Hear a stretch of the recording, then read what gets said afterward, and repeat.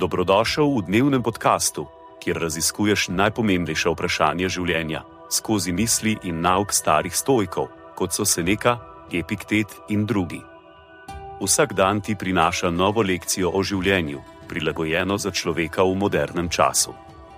Današnja stoična misel je od Epiktet, razprave.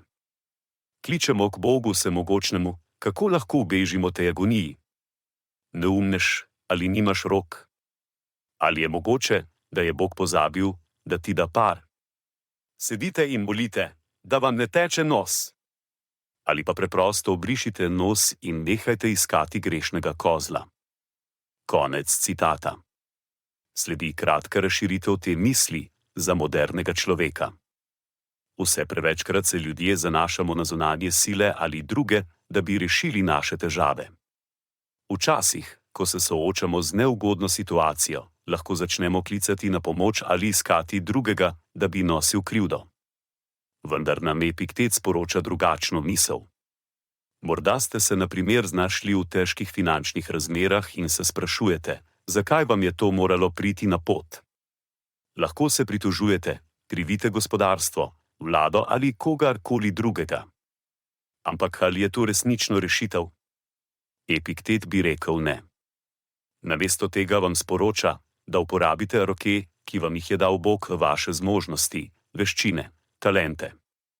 Ne čakajte, da vam nekdo drug reši probleme, ampak se aktivno lotite reševanja težav. Ali ko se v življenju srečate z ovirami ali preizkušnjami, namesto da bi klicali k nebesom za pomoč, raje uporabite tisto, kar imate v svoje znanje, svoje veščine, svoje izkušnje, da premagate te ovire. To je sporočilo, ki nam ga daje Epiktet. Ne iščite grešnega kozla ali čakajte na zunanjo rešitev. Uporabite tisto, kar imate, in sprejmite odgovornost za svoje življenje.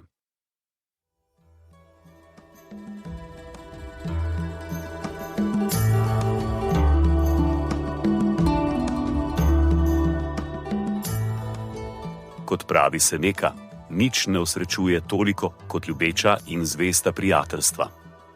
Zato podeli to epizodo z nekom, ki ti je blizu, in ne pozabi slediti podkastu, da boš lahko obveščen, ko bodo objavljene nove epizode starih modrosti stoikov. Želim ti polno preizkušenj in poguma v tem dnevu.